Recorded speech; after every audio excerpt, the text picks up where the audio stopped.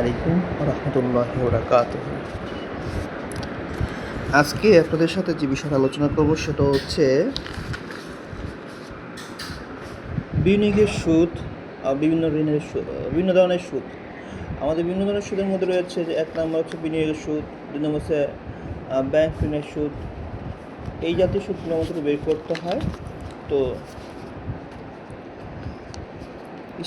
এটা হচ্ছে MCQ base আপনাদের। তো বিনিয়োগের সুদ যদি বলে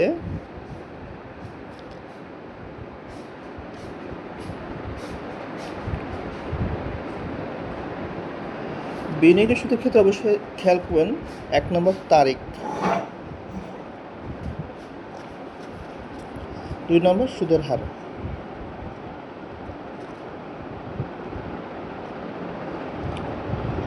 এই দুটো খেয়াল করে আপনার বিনিয়োগের সুদ নির্ণয় করতে হবে। আমরা অনেক সময় দেখি যে বিনিয়োগের সুদের ক্ষেত্রে কোনো তারিখ উল্লেখ নাই, সেক্ষেত্রে আপনি পূর্ণ বছরের সুদ বের করবেন অর্থাৎ এক বছরের। আর যদি দেখেন এইভাবে এরকম লেখা বিনিয়োগ 10%,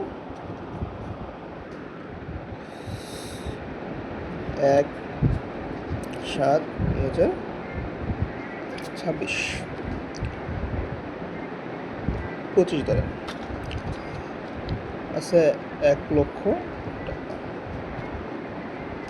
তো আপনি কীভাবে এটা বিনিয়োগের সুদ নির্ণয় করবেন?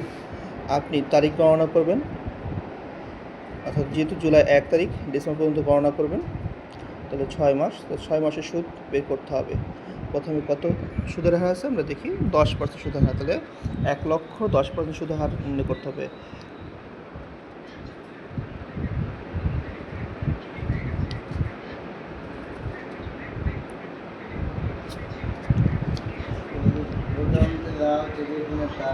বছরে 12 মাস এবং যেহেতু 6 মাস আমাদের গণনা করে পেয়েছি, তাই 6 উপরে 12 নিচে, অর্থাৎ 1,00,000-কে 10% গুণ করে যেটা পাবেন তার সাথে 12 দিয়ে ভাগ, 6 দিয়ে গুণ।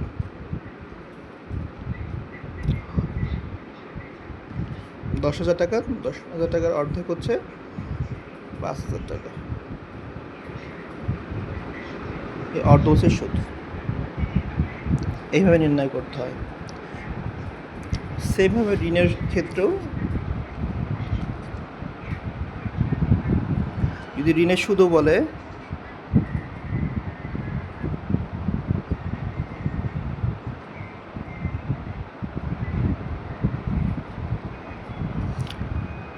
একই জিনিস প্রযোজ্য হবে, অর্থাৎ বিনিয়োগের সুদ বা ঋণের সুদ যাই বলে এইভাবে আপনাকে করতে হবে। তারিখ এবং সুদের হার এই দুটো আগে দেখবেন,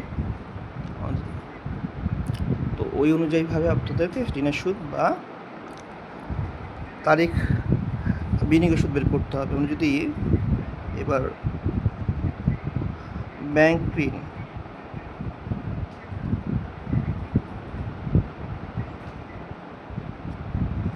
এরকম থাকে, ব্যাংক ঋণ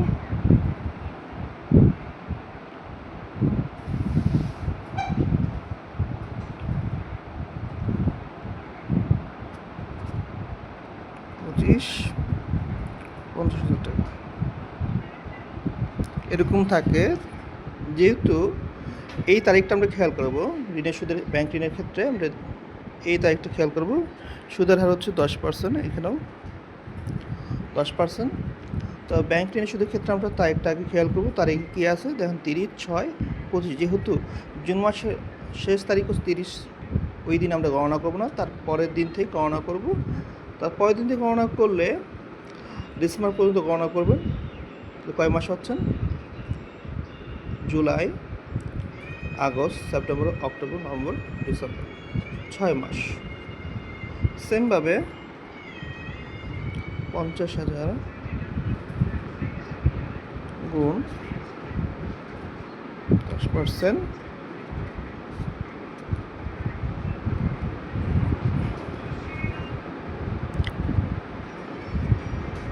বারো দিয়ে ভাগ, 6 দিয়ে। 50,000 5%, 10% হচ্ছে 5,000, এর অর্ধেক হচ্ছে 2,500। এইভাবে আপনার ঋণের সুদ ও বিনিয়োগের সুদ নির্ণয় করতে হবে। ধন্যবাদ।